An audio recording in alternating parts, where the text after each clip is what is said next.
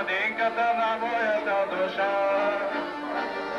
Тези рози са само за теб. Поела ги, мила, откъси. И водата ме сладко целуни. В градинката на моята душа. Тези рози са само за теб.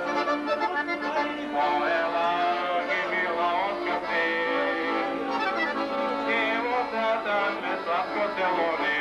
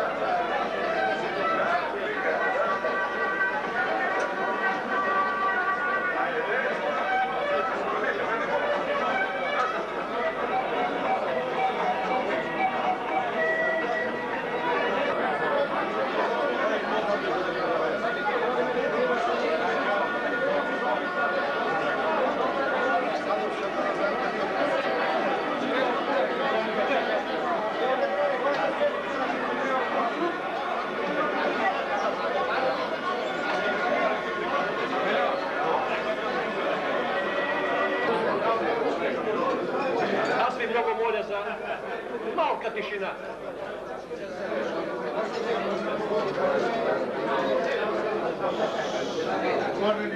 Ние честваме днес 70-ти рожден ден на един от най-големите български футболисти.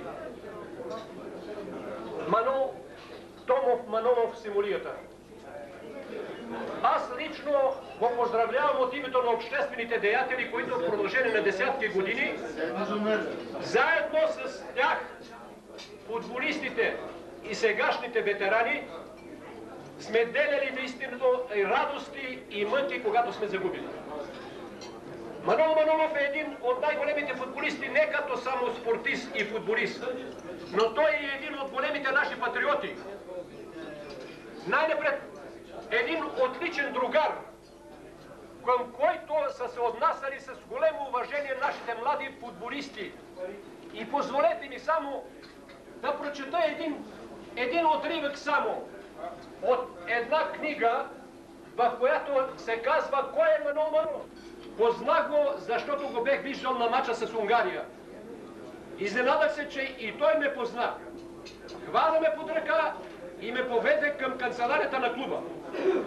По краткият път до там той се заинтересува за нашият отбор в Павликени, как съм пътувал, имам и приятели в София и други. Отговарях му смутено с по една дума, да или не. Вървяхме под ръка и сега още чувствам силната му десница, на която може човек да се облегне. Това беше първото ми отношение към мене, на което той не измени никога. Много години го чувства в левата си страна. Здрав, непоклатим, истински мъж, на който и днес може да се разчита. Това казва автора на тази книга. Но като патриот той се проявява неведнъж и в България, и в чужбина. Позволете ми само, значи, два момента да споделя с вас. На Олимпиадата в Мелбърн, 1956 година, много невъзвръщенци в родината ги посещават нашият отбор. И един дързък родоизменник отива при него и при приятеля му, значи Ракаров, в стаята и почва да ги обвинява. Защо пропагандират сегашния строй на България? И накрая той им казва: ако се върна, първите, които ще обеса на паметника Александър, паметника на освободителя пред Народното събрание, ще бъдете вие. А след това ще обеса други. Симо Манолов става и му казва: ти може да не дойдеш, но аз сега ще ти кажа кои сме ние българите. И му удря една по сурата. Блъска се той към другия, подпира го Киро Ракаров и той го връща към Симо по същия начин. И ние го помогнахме малко. На турне в Швеция.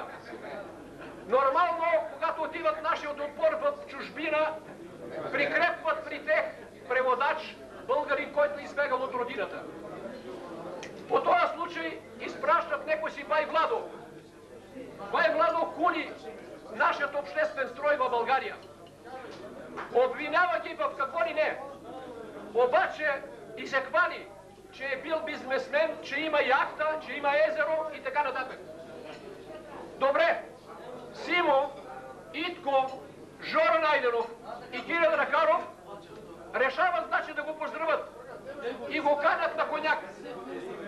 Дават му чашка, две-три, напива се той, те напълват ваната в банята с вода и го потапят с дрехите вътре, като му слагат и възглавица да не се удави. Не знае той кога е излезнал, но на другия ден и на летището не се е явил преводача. Желаем и на теб да бъдеш винаги с огнения патриотизъм на истински български спортист и патриот. На теб и на семейството. Бъди жив и здрав! Да, това е било в онова време. Сега на Симо Кольо Ковачев му подари презервативи. Той явно, че не може да ги пука. Но Симе, няма ли да се излузват? Няма. Едно време така беше, но сега вече не е така. Сега не е така. Сега един музикален поздрав отново към семейството, този път към Тена, неговата дъщерята. Стефка Берова ви поздравлява с една хубава нейна песен.